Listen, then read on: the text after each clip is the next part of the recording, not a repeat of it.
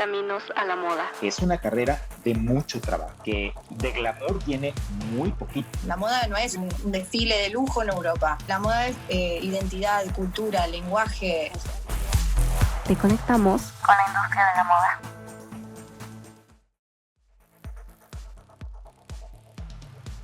Hello Fashion Tribe, estoy muy emocionada de la persona que les trajimos hoy porque además de que está estrenando posición, es una persona que conocimos a través de un evento al que fuimos hace unos meses y en el que ya hemos estado, que se juntan varias mentes estratégicas de la industria de la moda. Entonces Fashion Tribe, hoy está con nosotros Raquel Garduño y bueno, ella va a hacernos un poco un resumen de su carrera, ahora que empecemos a platicar con ella. De todos modos van a encontrar más detalles para que se metan a fondo en la descripción del episodio. Así que empecemos con la pregunta que detona todo. Raquel, cuéntame cómo inició tu camino a la moda. Pues mira, desde muy chiquita, yo creo que como muchas mujeres, me sentí súper identificada, me encantaba la moda. Pasaron 1000 películas, ya sabes, El Diablo Viste a la Moda, todo este tipo de cosas, y siempre fue como un tema súper aspiracional para mí. Me acuerdo desde que iba en primaria, secundaria, que te ponen ¿qué quieres ser de grande? Yo decía, quiero estar en moda y quiero ser editora de moda, ¿no? Ese era como mi sueño, ser editora de moda. Digo, después obviamente pues la vida te va llevando y te va abriendo también otros panoramas, pero desde muy chiquita tuve el gusto, ¿no? Era algo que decretaba. De hecho estudié mercadotecnia. Una vez que estudié la carrera, no me imaginaba que realmente iba a cumplir ese sueño de estar en la parte de moda, pero siempre tuve el gusto por. Entonces así inició todo, con estas películas, con temas de tendencias, etc. Entonces de ahí nace mi gusto por la moda. Ok, y entonces cuéntanos un poco qué estudiaste y cómo fue que escogiste esa carrera en particular. Ya me contaste que mercadotecnia, pero ¿cómo fue que después de tanto tiempo teniendo esa aspiración a la moda, eliges particularmente ese camino profesional? Pues mira, te cuento un poquito más. Selecciono mercadotecnia ya sin el tema de moda, porque de todas las opciones que había en ese momento, era la que más hacía fit con mis skills, ¿no? Entonces como que lo platiqué con mis papás. Obviamente ya sabes, mi papá de ingeniería o algo por el estilo, ¿no? Porque obviamente en la familia casi todos son ingenieros. Entonces era de, pues vete por allá. Y yo no, es que esto no va conmigo. Yo quiero mercadotecnia, ¿no? Entonces empiezo a estudiar la carrera de mercadotecnia y obviamente se abre un panorama que antes no tenías, ¿no? En el cual ya empiezas a ver una diversificación de distintas áreas. Y bueno, pues salgo de la carrera y empiezo más como en temas de PR, porque hago mis prácticas profesionales, servicio social, etc.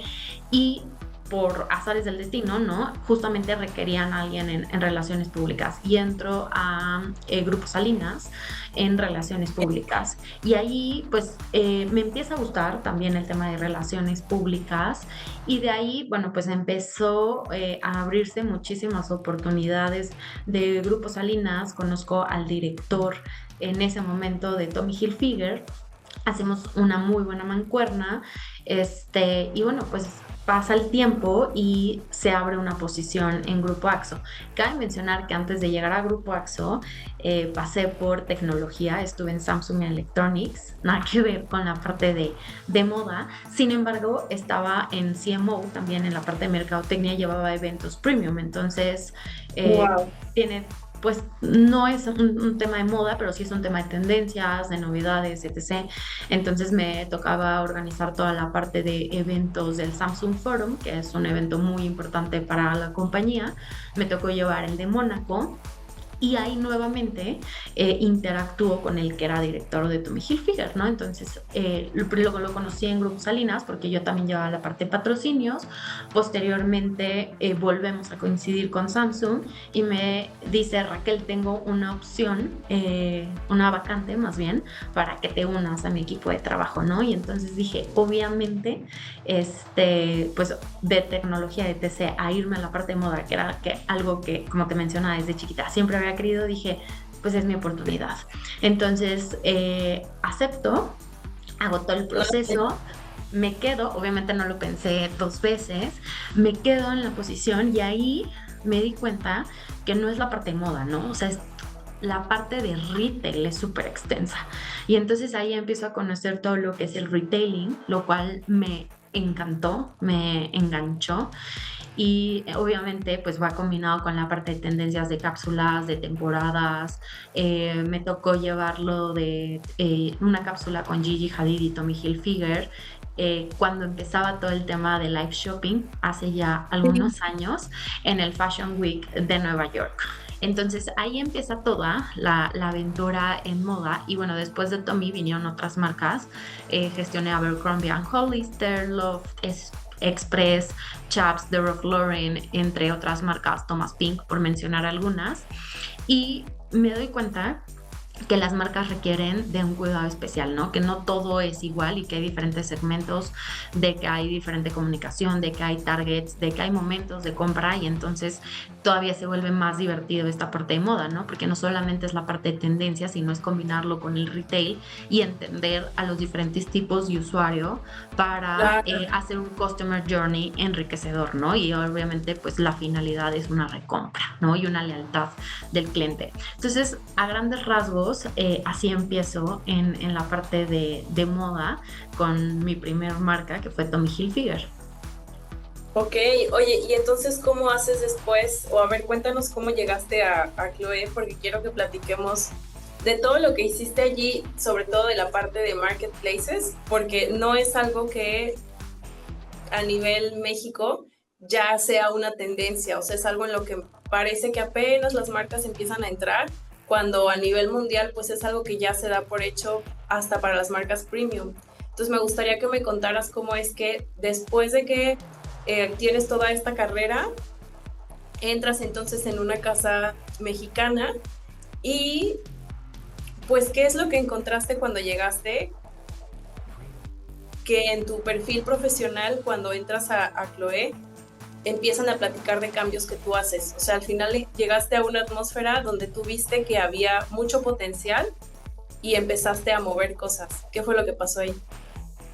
Mira, te sigo contando la historia. Bueno, empiezo a adquirir toda esa parte y obviamente tuve que irme a Estados Unidos también a aprender de las marcas, ¿no? Digo, si alguien lo hace bien en temas de marketing, pues obviamente son marcas americanas. Me voy allá, aprendo muchísimo acerca de toda la identidad de marca de cada una de las marcas, porque realmente lo viven, lo transmiten y lo ves en los pisos de venta, ¿no? Entonces empiezo a desarrollar y empiezo a tropicalizar todas las estrategias internacionales al mercado mexicano, ¿no? Que parece sencillo, pero realmente es un gran reto, ¿no? Porque es hacer el match del ADN que viene súper fuerte desde casa matriz, por así mencionarlo, y poderlo bajar para conectar con el usuario mexicano. Entonces empieza todo eso a la par que empieza toda la parte del .com, ¿no? Era cuando hace ya tiempo, ¿no? Se decía, no, pues tienes que tener e-commerce porque pues es algo que tienes que tener, pero nadie le apostaba tanto a que fuera a tomar la relevancia que hoy tiene. Y las marcas era de, bueno, hay que tener una página, ¿no? Para que el cliente lo vea. Se creía en esos momentos que tienes que ser más promocional para que pudieras vender en e-commerce, etc. Entonces empieza también toda esta migración en el tema de boom de redes sociales, etc. Y empezamos a migrar, ¿no?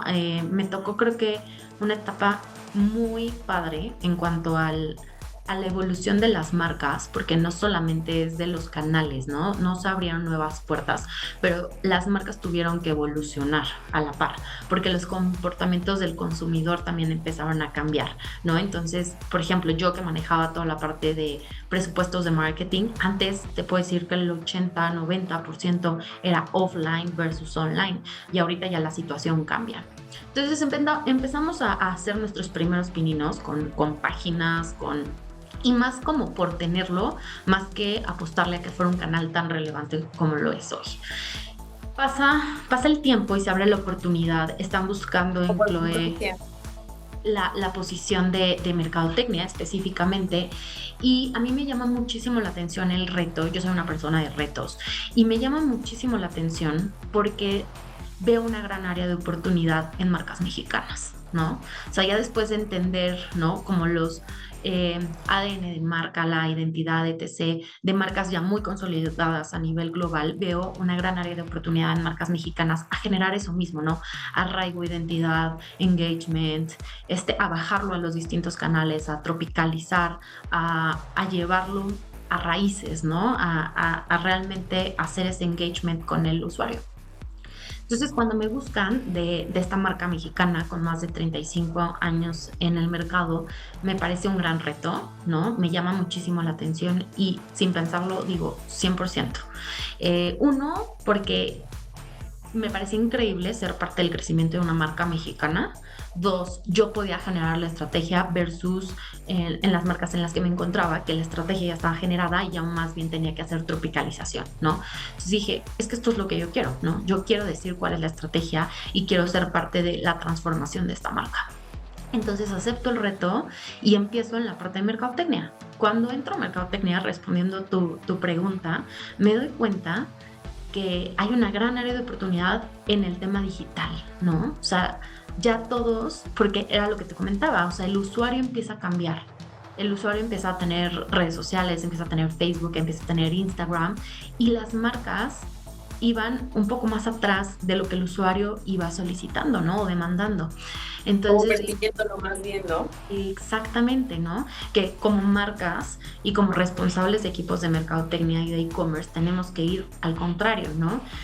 Ir un paso adelante, ¿no? Porque obviamente el comportamiento, y más en esta época, es acelerado, ¿no? En cuanto a cómo consume el cliente, cuál es su customer journey, etc. Entonces digo, a ver, lo primero que tenemos que hacer aquí es un área digital, ¿no?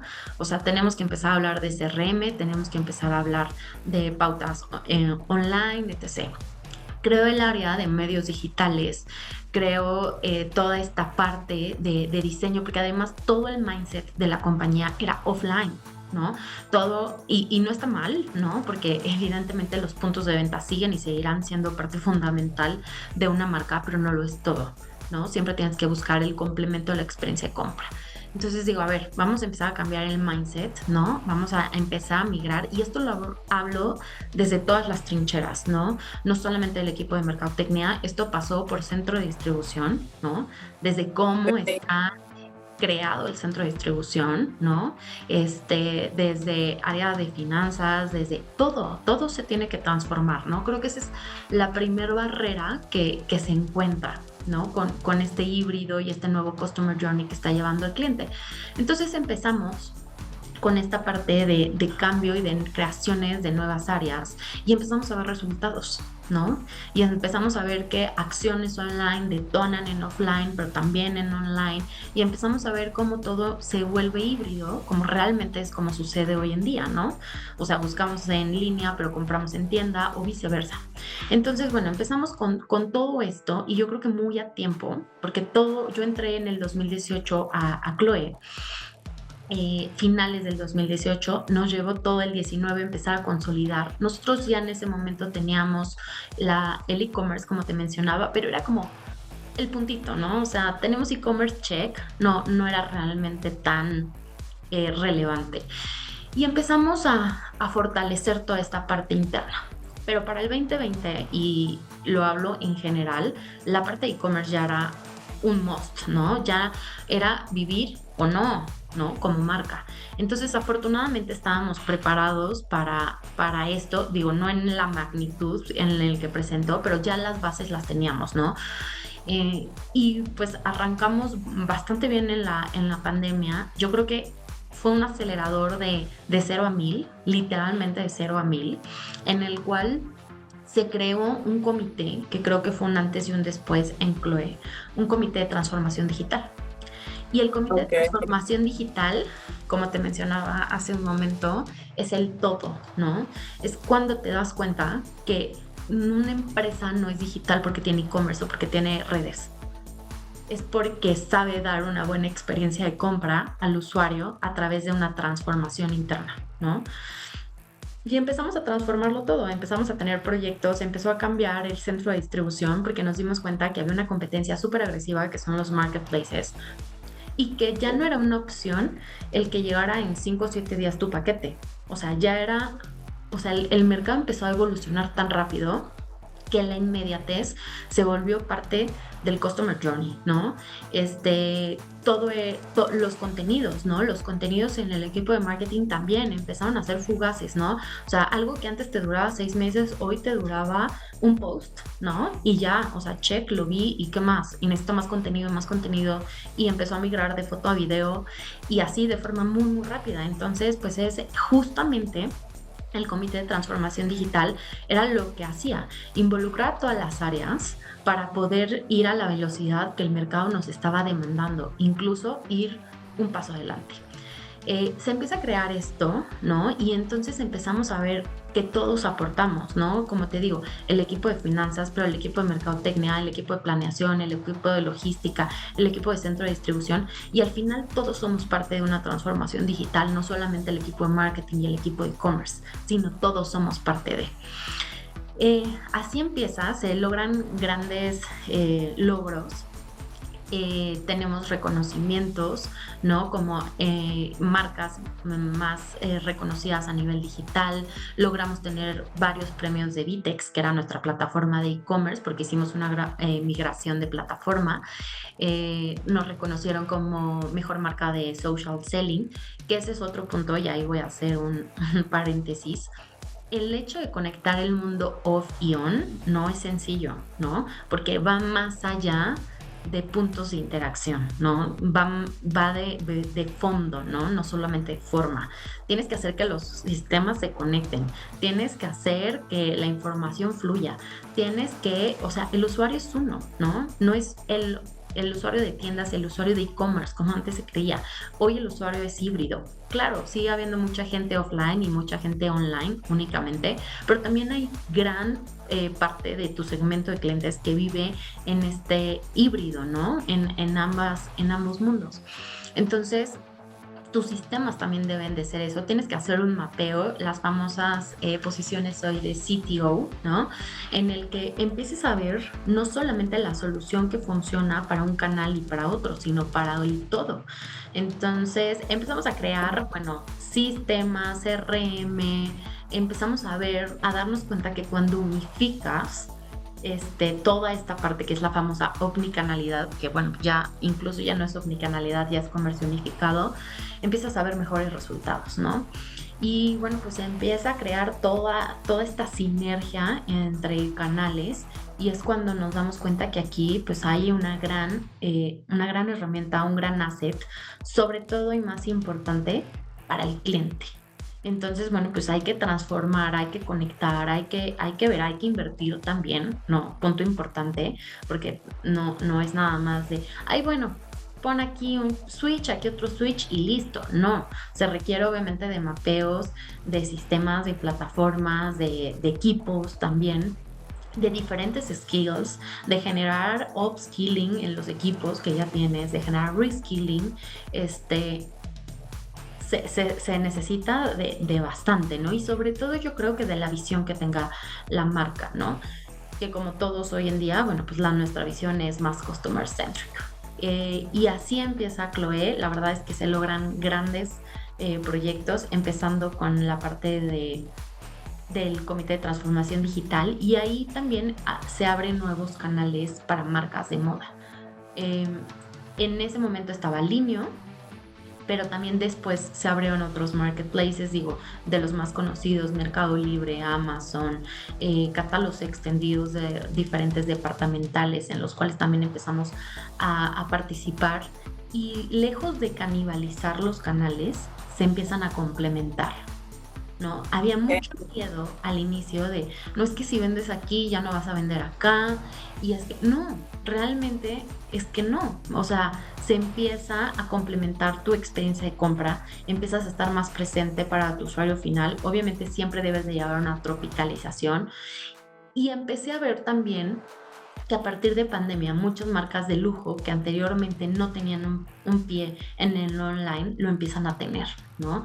Entonces empiezan a generar también experiencias. Chanel es un caso, por ejemplo, que empieza a tener experiencias en sus puntos de venta de la parte online y viceversa.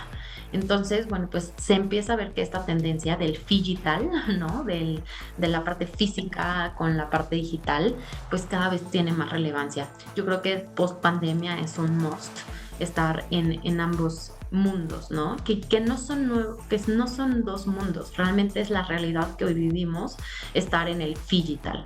Entonces, bueno, pues eso es un poco y a grandes rasgos de cómo llego a Chloe, lo que transformo, y actualmente estoy en Steve Madden como directora de e-commerce y feliz de este nuevo reto, nuevamente en la parte de moda, en una super marca con muchos retos también por venir. Es Steve Madden y Dolce Vita. Ok, me encanta. Fíjate que esto que dices de la logística se me hace súper interesante porque, de hecho, ahora estoy haciendo / terminando mi tesina de omnicanalidad justo como estrategia de fidelización para las marcas de lujo.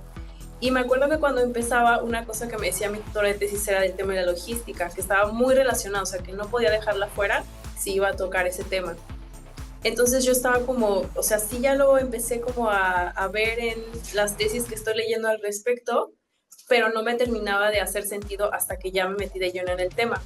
Porque a lo mejor si eres una marca pequeña, pues no es que tienes que cambiar toda tu manera de despachar pedidos. Pero cuando ya eres una marca, por ejemplo, como Coppel, como Chloe, como una marca pues ya de mediana a grande, pues claro que si no mueves tu palanca logística, todo lo demás, como dices, y justo es lo que he visto respecto al tema de omnicanalidad, que se tiene la idea de que pues va a ser solamente justo como vamos a vender en varios lugares y entonces ya está, ¿no? Eso es omnicanalidad.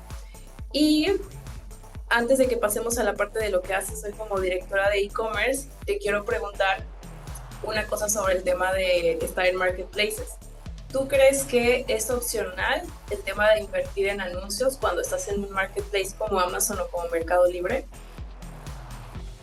Depende de tu estrategia como marca, pero en mi experiencia te diría no. O sea, hoy la relevancia, sobre todo en moda, porque aquí cabe destacar que marcas que somos fast fashion, lamentablemente hoy todavía los algoritmos de los marketplaces ponderan el número de ventas, ¿no? Y cuando tú tienes un producto que es de moda y que está cambiando constantemente, pues obviamente tus históricos de venta son más fugaces versus otras marcas que tienen un catálogo always on. Entonces sí, sin duda, si estás en fast fashion, si estás en moda, o sea, el invertir en la parte de publicidad sí es algo muy relevante si quieres crecer a un corto o mediano plazo en la parte de marketplaces. En el ajetreo de llevar una marca de moda, a veces se nos olvida lo importante que es pausar para aprender y para respirar. Y claro, para inspirarnos. Por eso, cada 15 días te escribo una carta. Sí, una carta, no un correo cualquiera. Esta carta está pensada para que te tomes 15 minutos contigo misma, contigo mismo y para tu negocio.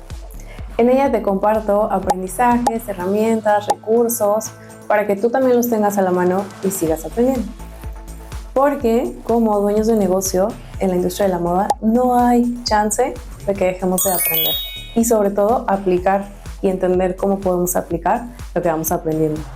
Es totalmente gratis y es mi manera de acompañarte a tu ritmo en este camino de crear y construir una marca de moda con propósito. Si como dueña de negocio de moda te quieres sumar, solo tienes que inscribirte y comenzar a recibirlas.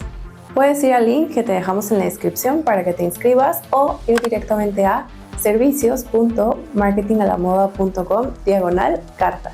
Suscríbete y date ese espacio que tu proyecto se merece. Entiendo, porque ¿sabes qué? Lo que yo he visto tan solo de entrar a hacer una búsqueda en alguna de las aplicaciones es que al final siempre vas a ver primero, no importa qué busques, lo publicitado. Entonces, aunque tengas una buena estrategia de posicionamiento orgánico en el buscador, por ejemplo en Amazon, aunque tengas palabras clave, pues también dependes de lo que dices del histórico. Entonces se vuelve muy complicado depender solo de un alcance orgánico en los buscadores de este tipo de plataformas. Definitivamente el orgánico es la base, Ale. O sea, si no tienes un buen SEO, si no tienes una buena catalogación, si no tienes eso, a ver, empezamos con el pie izquierdo, ¿no? Pero definitivamente si quieres potencializar tienes que invertir y más en un marketplace, ¿no? Entonces, sí, y el algoritmo, digo, dependiendo del marketplace, pondera diferentes cosas, ¿no? Desde reviews, desde la parte de el contenido orgánico, que es el IDQ, desde, o sea, desde las ventas, o sea, hay muchos factores que involucran el que estés en las primeras posiciones de búsqueda o no, pero definitivamente un boost es la parte pagada, que ojo, también ahí tienes que empezar a medir un ACOS, un ROAS, ¿no? Que espero yo también del poder pagarlo, y es lo que me apasiona de la parte de e-commerce, que todo es medible, ¿no? Hay muchas cosas que también son medibles en la parte offline, pero en la parte online te puedo decir que prácticamente todo. Entonces, ¿cómo impacta la publicidad? Perfecto, te saco una cosa, un ROAS. ¿Qué está pasando? Perfecto, veamos la data, ¿no? Entonces, esta parte de e-commerce se vuelve muy numérica, por lo cual enriquece mucho la toma de decisión. Oye, ¿y has visto que conforme has ido haciendo experiencia en diferentes marcas, has visto que el ROAS ha bajado como en cuanto a un promedio, pensando que la publicidad cada vez se vuelve más cara, o tú lo has visto desde tu experiencia como algo estable? Es que hay muchos dependes en esa pregunta, ¿no? Depende la marca, depende la inversión, depende el producto, o sea, depende de muchas cosas. A ver, el ACOS es variable.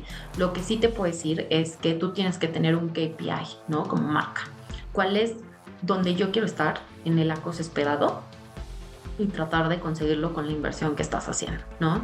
Y empezar a hacer optimizaciones, empezar a ver, o sea, te puedo decir que a veces el ACOS también depende mucho de la temporalidad, ¿no? No es lo mismo una temporalidad, no sé, de mamás navideña, Claro. etc., que son de altas demanda, ¿no? En el mercado versus una temporada tal vez baja.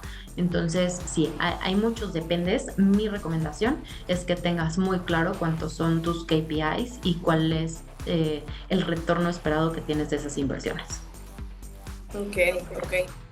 Esto que me dices de cómo en la parte de e-commerce versus retail, todo se puede medir versus lo que no... Todo se puede medir en online, o se puede traquear, o se puede saber de dónde viene si lo configuras bien, versus en retail, que aunque pagues herramientas caras, no siempre es tan sencillo traquear todo. Ahora que estoy en Withings haciendo una stage, que son productos, una internship, que son productos pues conectados, vamos a decir que son de una gama de, ¿qué te gusta? Quizá empiecen en los 3,000 pesos hacia los 12,000 pesos. Ese es el tema que yo, entrando a retail por primera vez, cuando vengo de toda la parte de online, a la hora del reporting dices, ups, o sea, vengo de un entorno de donde todo lo puedo traquear si lo configuras de manera correcta, y entonces ahora tengo que encontrar cómo vamos a hacer el reporting para que haya información que nos sirva para tomar decisiones después. Tú que ahora estás en Steve Madden, ¿cómo ves esta parte de la parte que tú llevas en e-commerce y lo que ve el área de retail? O sea, ¿cómo crees que se pueden complementar esos esfuerzos? Pues mira, definitivamente creo que en la parte online hay una ventaja, ¿no? Porque definitivamente todo es traqueable. Sin embargo, en la parte hoy offline, cada vez vamos avanzando más a poder también hacer ese reporting, ¿no? O esos reportes que te den data. Justamente hablaba con una de las plataformas más importantes de publicidad, omitir el nombre, pero es de las más importantes, las dos más importantes.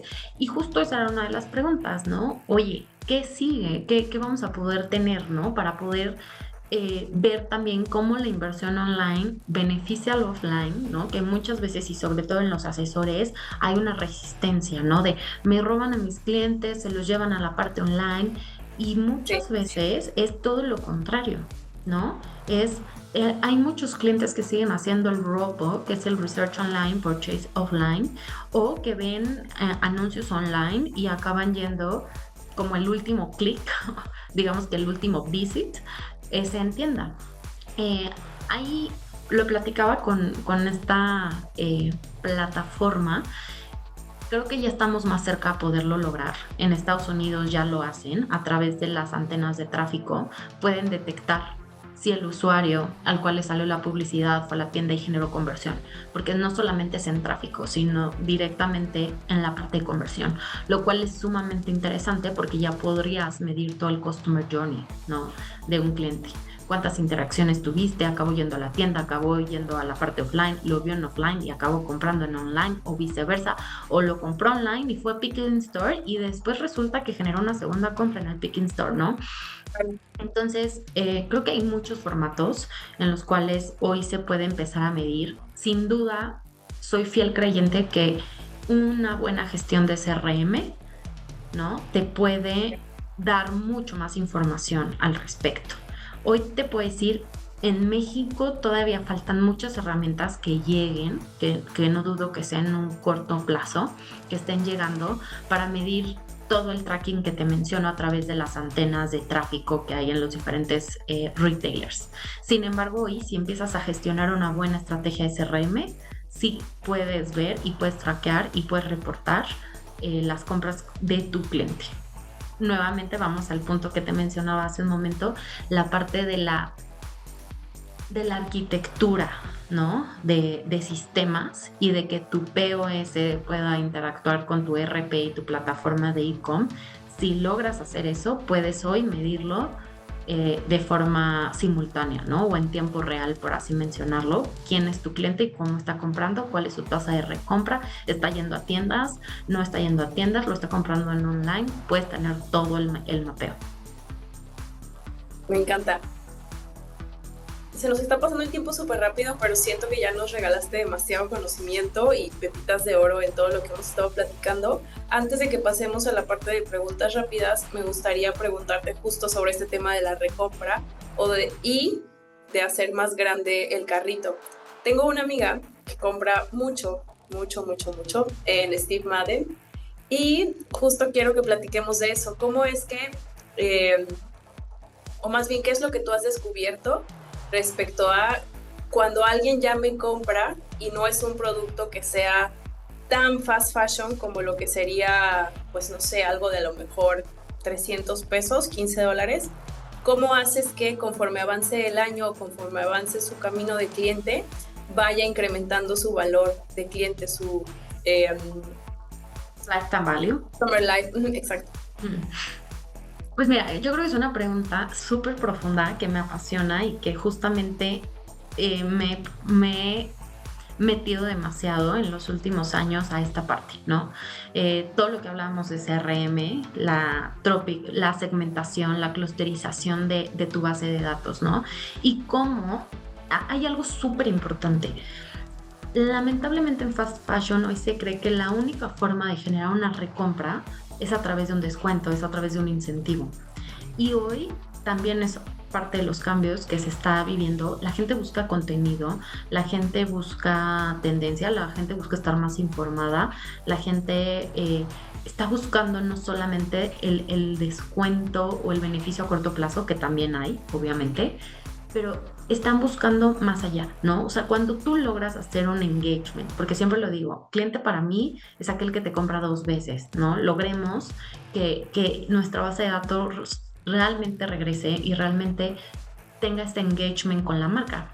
Y no solamente, es más, te puedo decir que un engagement muy fugaz o un incentivo muy fugaz es el descuento, ¿no? Es de ocasión, de lo necesito ahorita y tal, pero cuando realmente le das contenido, cuando realmente como marca le das valor al usuario, cuando te unes a los valores, ¿no?, que los usuarios están viviendo, llámese desde temas de ESG, desde temas de content, desde temas de estilo de vida, cuando empiezas a ser parte de su ecosistema, es mucho más sencillo empezar a generar esta recompra que mencionas. Y para poderlo hacer es entender al usuario, que no es fácil, ¿no? Y es toda la parte de minería de datos, analista de datos, etc., ¿no? Que al final te va dando la pauta. Oye, ¿qué crees? No sé, te voy a poner ejemplos. Mi cliente siempre compra con X marca de cosméticos. Hagamos una colaboración, hagamos una alianza. Tenemos este valor agregado. Oye, mi cliente le fascina la música.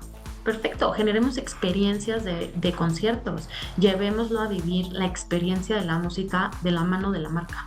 eso hace que los lazos y se hace un brand love del usuario con la marca, ¿no?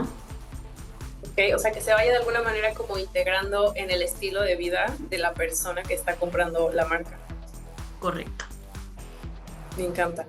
Bueno, Raquel, de verdad, muchísimas gracias por todo lo que nos acabas de compartir. Me encantaría que hiciéramos un comeback en alguna otra temporada porque no pudimos hablar de Dolce Vita y seguro que en unos meses vas a tener mucho que contar también de esa parte. Vamos a hacer ahora sí la parte de las preguntas rápidas. Se llaman preguntas rápidas porque no es algo tan extendido como todo lo que acabamos de platicar, pero tú te puedes explayar todo lo que quieras. Voy a empezar con la que suele ser la que piensan más. En una palabra, ¿cómo describirías la moda en tu país? Wow. Me vienen muchas palabras, ese es el problema. Seleccionarlo uno. Dinámica. Ok, dinámica. Siempre les pedimos a los invitados que dejen un regalo para la audiencia, sabiendo que no sabemos como una cápsula de tiempo cuándo la van a desenterrar, porque esa es la naturaleza del formato del podcast. Entonces nos han dejado libros, respiraciones, meditaciones, películas, lo que tú quieras recomendar, que a ti te haya sumado mucho y que quieras que cuando la persona escuche este episodio lo encuentre como un regalo. Mira, a mí me encanta definitivamente estar en el aquí y el ahora, las meditaciones y todo, yo creo que es algo básico, pero me gustaría dejar algo que les va a servir en un futuro y es el tema de inteligencia artificial. Entonces te voy a pasar un par de links para que la gente pueda consultar profesores que yo tuve. Hice ahorita justamente un curso en London Business School, tuve 2 supermasters que me dejaron muchísimo, te voy a compartir algunos links. Y son cosas de reflexión, no tanto del presente ni del pasado, porque muchas veces siempre tratamos de ver el futuro a través del histórico, pero tenemos que entender también cuáles son las nuevas herramientas que vienen y cómo aprovecharlo. Entonces te voy a dejar algunos links de inteligencia artificial, que es el tema que ahorita estoy súper apasionada, para que también les sirva a la audiencia y entendan un poquito más de qué va y cómo lo pueden utilizar en sus diferentes industrias. Top. Y última pregunta, ¿hay algo que te hubiera gustado que te preguntara y que no te pregunté? Yo creo que este tema de inteligencia artificial, yo creo que es una gran incertidumbre. Yo lo que estoy haciendo es preparándome muchísimo. Definitivamente creo que es algo que viene y que tenemos que estar preparados, entenderla, no necesariamente utilizarla porque depende del contexto, ¿no?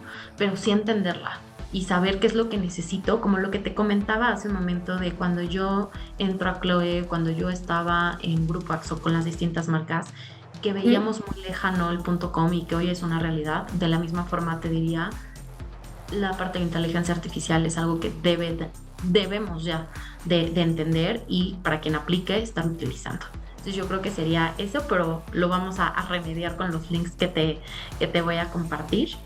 Y me gustaría también darle a la audiencia un beneficio para comprar en Steve Madden con un incentivo. Mi amiga me va a amar.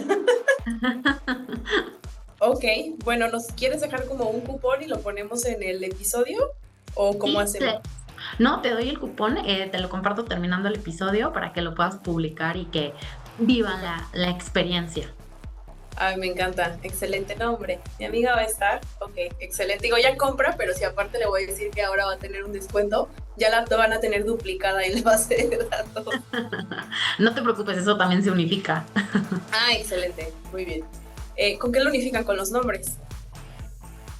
¿O con el ID? Son muchos puntos, ¿no? Porque obviamente un cliente te puede dejar muchos correos. Entonces, sí tenemos forma de saber que un cliente está dejando 4 correos, está comprando con tanto y empezamos a unificar por medio de distintos patrones dentro de su journey. Ok, o sea, como con la clusterización de datos también. Sí, también, okay. O sea, hay muchas cosas y es la misma tarjeta bancaria, lo unificas, o sea, el IP, entre otras cosas. Ok, increíble. Ay, Raquel, pues de verdad muchísimas gracias por el tiempo que nos regalaste. Esperemos que de verdad en algún momento puedas hacer un comeback en otra temporada. Y cuando quieras, Marketing a la Moda es tu casa. Ay, muchísimas gracias por la invitación. Feliz de regresar y de aportar y sobre todo de sumar. para mejorar las estrategias, ¿no? Yo creo que eso necesita México y el mundo, ¿no? Gente que piense distinto, gente que aplique, gente que haga, ¿no? Que incluso aprender de los fracasos y pues nada, empezar a innovar. Yo creo que eso es el secreto. Muchísimas gracias por la invitación, Ale. Gracias a ti, Raquel. Estás escuchando Caminos a la Moda. Es una carrera de mucho trabajo, que de glamour tiene muy poquito. La moda no es un desfile de lujo en Europa. Te conectamos con la industria de la moda.